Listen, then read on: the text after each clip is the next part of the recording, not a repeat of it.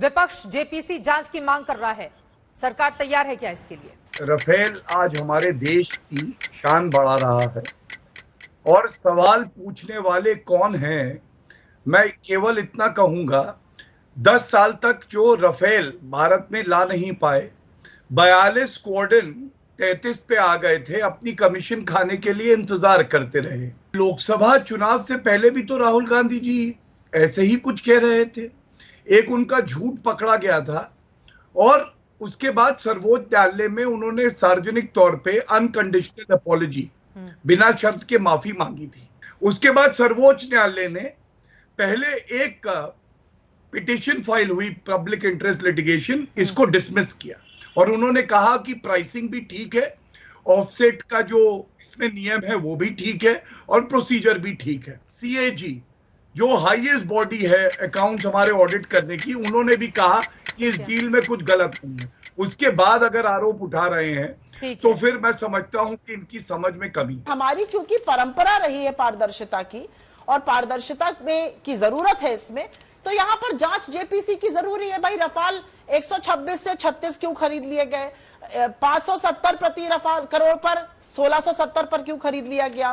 प्रधानमंत्री के जाने के पहले तत्कालीन फॉरेन सेक्रेटरी जो फॉरेन मिनिस्टर है वो कहते थे रफाल की कोई बात नहीं होनी, रफाल की बात हो गई, साइन हो गई डील 36 की। HAL को हटा दिया गया, हिंदुस्तान एरोनॉटिक्स को, और एक ऐसी कंपनी को लाया गया जिनका हवाई जहाज तो खिलौने में भी नहीं बनाते थे। ज्वाइंट पार्लियामेंट्री कमेटी से क्यों घबराते हो? और ये कि राफेल एक क्वाड्रन आ गया और बहुत देश का भी, अरे भाई कारगिल के अंदर जब सोते रहे अटल बिहारी वाजपेयी की सरकार के अंदर 22 किलोमीटर पाकिस्तान के जवान घुस करके आकर हमारे ही एक बैरकों में अपना कब्जा जमा करके बैठे रहे और तब जो लड़ाई हुई सैकड़ों लोग हमारे शहीद हुए, लेकिन उस वक्त भी तो बोफोर्स की तोप का इस्तेमाल किया। अगर बोफोर्स ना होता ना तो हम शायद कारगिल का युद्ध न जीत पाते, लेकिन बोफोर्स के ऊपर भी बड़ी बात हुई और जेपीसी बनी थी ना। अरे दम है तो जेपीसी का सामना करो ना। सुप्रीम कोर्ट ने जब साफ साफ कह दिया कि इस मामले में ये चीजें स्पष्ट हैं, फिर भी इनको भरोसा नहीं है, इससे साफ साफ झलकता है कि इनके मन के अंदर कुछ काला है। अब देखिए फ्रांस के अंदर जांच हो रही है, तथ्य सामने आएंगे, क्या होगा नहीं होगा ये तो भविष्य के गर्भ में छिपा हुआ है, लेकिन वहां अगर जांच चल रही है तो इसका ये मतलब थोड़ी है कि यहां पर कोई दोषी हो जाए। अभी वहां की जांच चल रही है, वहां की रिपोर्ट्स को आने दीजिए। दूसरा, ये लोग बोफोर्स के बारे में चिल्ला रहे हैं और कह रहे हैं तब से, अरे बोफोर्स के समय आपने जो जेपीसी बनाई थी उसमें कौन थे? कोई विपक्षी दल के लोग थोड़े ही थे, आपकी खुद की सरकार थी, आपके खुद के लोग थे, आपने खुद को क्लीन चिट दे दी। बोला संघ प्रमुख मोहन भागवत ने कि सबका डीएनए एक, लिंचिंग करने वाले हिंदुत्व के दुश्मन। और ओवैसी जी कह रहे हैं कि हिंदुत्व के नाम पर रेडिकलाइजेशन, कट्टर हो गए हैं हिंदू। आदरणीय मोहन भागवत जी ने क्या कहा? उन्होंने कहा कि लिंचिंग नहीं होनी चाहिए, जो लिंचिंग करता है वो उचित नहीं है। हमारे कॉमन पूर्वज हैं, हमारे जो पूर्वज थे वो एक ही थे, 40,000 वर्षों का ये धाती है और हमारे डीएनए एक है, हम सब भारतीय हैं। इसमें क्या खराब बात कह दी? बिल्कुल सही बात कही।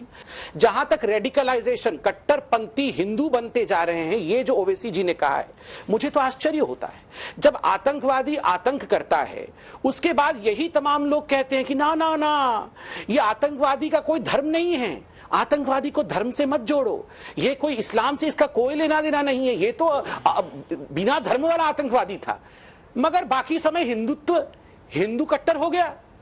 कि ये जो आज लोगों के दिलों में जो इतनी नफरत, कट्टरता पैदा हुई है, ये तो हिंदुत्व की आइडियोलॉजी है। आरएसएस और हिंदुत्व ने इतना नफरत पैदा कर दिया है कि उन लोगों को ये नहीं पता होता कि ये गाय है या भैंस है। बस उनको सिर्फ इतना सा लग जाता है कि ये आदमी का नाम अब्दुल है या जुनेद है या पेलू खान है, तो सबके सब आ जाते हैं, उसको मार डालते हैं। इतना ही नहीं होता, जब इनके कातिल को अरेस्ट किया जाता है और जब जमानत पे बाहर आते हैं तो बीजेपी के यूनियन कैबिनेट मिनिस्टर जाते हैं, उनको हार पहनाया जाता है, उनको मिठाई खिलाई जाती है। उसके बाद वही बात नहीं रुकती है अंजना जी, जब ये लोगों को डेथ हो गई एक्यूज की, तो उसको हिंदुस्तान के हमारे तिरंगे में लपेटकर उसको एक बनाया जाता है मार्टर कि भाई आपने अच्छा काम किया, जाके आप मुसलमान को मार दिया सबने मिलकर। तो क्या ये हिंदुत्व की जो कट्टर आइडियोलॉजी है उसका क्या वो आंसर नहीं है? मैं तो पूछना चाहता हूँ मोहन भागवत जी से, आप भारतीय जनता पार्टी के नेताओं को बुलाइए, जिसमें जो बड़े बड़े इनके नेता हैं, गिरिराज सिंह को बुलाइए, साक्षी महाराज को बुलाइए, साध्वी को बुलाइए, योगी जी को बुलाइए, इनको समझाइए कि जाति धर्म की राजनीति छोड़ के विकास की राजनीति करें। और इनसे एक चीज और बता दीजिए कि लगातार ये लोग जो जाति धर्म की बात करते रहते हैं, हाँ। ये कब समाज को एकता की बात करेंगे, कब समाज को आगे ले जाने की बात करेंगे? द्वितीय सरसंचालक परम पूजनीय गुरुजी के शब्द मैं उद्धृत कर सकता हूं, शायद 5 सेकंड लगेंगे। वो लिखते हैं, और मैं आपको बता देता हूं कि कहीं और से नहीं पढ़ रहा हूं, ये विचार नवनीत वे लिखते हैं, हम संघ के लोग पूर्ण रूपेण हिंदू हैं, इसीलिए हमें प्रत्येक पंथ और सभी धार्मिक विश्वासों के प्रति सम्मान का भाव है। जो अन्य पंथों के प्रति असहिष्णु है वह कभी भी हिंदू नहीं हो सकता। यह संघ के स्थापना के समय से ये धारणा है। फ्रांस में राफेल डील की जांच शुरू होने से भारत में राफेल पर राजनीति का राउंड 2 शुरू हो गया। ये जांच किस हद तक राफेल डील की राजनीतिक जंग को तेज कर सकती है, इसे इस खबर की पूरी पिक्चर के जरिए समझते हैं। फ्रांस में जो जांच हो रही है उसका मकसद ये पता लगाना है कि क्या 2016 की भारत फ्रांस की डील में कोई भ्रष्टाचार हुआ। डील को लेकर फ्रांस में दसॉ एविएशन के पार्टनर चुनने में पक्षपात का आरोप लग रहा है। जब ये डील हुई तब फ्रांस के राष्ट्रपति फ्रांसवा ओलांद थे और आरोप लगे हैं कि उन्होंने डील कराने में दखलंदाजी की। इसके अलावा दसॉ एविएशन को टैक्स में छूट देने पर सवाल है। डील के जरिए मनी लॉन्ड्रिंग के आरोप लगाए गए हैं। इस डील को कटघरे में खड़ा करने वाली रिपोर्ट्स फ्रांस की पब्लिशर मीडियापार्ट 2-3 वर्षों से प्रकाशित कर रहा है और इन्हीं रिपोर्ट्स के आधार पर फ्रांस के एनजीओ शेरपा ने फ्रेंच पब्लिक प्रोसिक्यूशन सर्विस की वित्तीय अपराध जांच शाखा पीएनएफ से जांच की मांग की थी। इसे पीएनएफ ने मंजूर कर लिया। मीडियापार्ट ने अपनी रिपोर्ट्स में जो दावे किए हैं उनके अनुसार राफेल डील के लिए लाखों यूरो के कमीशन भारत में दिए गए। इसके अलावा गोपनीय दस्तावेजों के आधार पर मीडियापार्ट की रिपोर्ट में कहा गया कि दसॉ और रिलायंस साझेदारी सिर्फ राजनीतिक वजहों से की गई। राफेल डील पर फ्रांस में न्यायिक स्क्रूटनी अभी शुरू हुई है, लेकिन भारत में सुप्रीम कोर्ट डील को क्लीन चिट दे चुका है।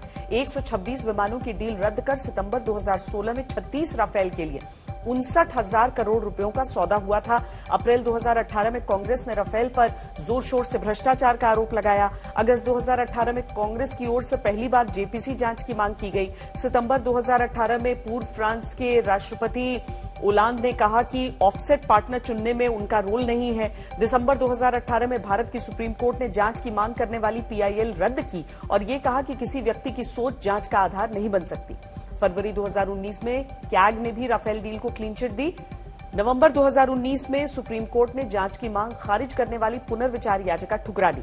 फ्रांस में भी राफेल डील की जांच की मांग पीएनएफ ने 2019 में ठुकराई थी, लेकिन इस बार न्यायिक जांच की स्वीकृति मिल गई। 2019 में शेरपा एनजीओ की शिकायत में राफेल डील को लेकर भ्रष्टाचार की शिकायत थी, लेकिन 2021 में अब भ्रष्टाचार, मनी लॉन्ड्रिंग, पक्षपात और गैर वाजिब टैक्स छूट की शिकायत है।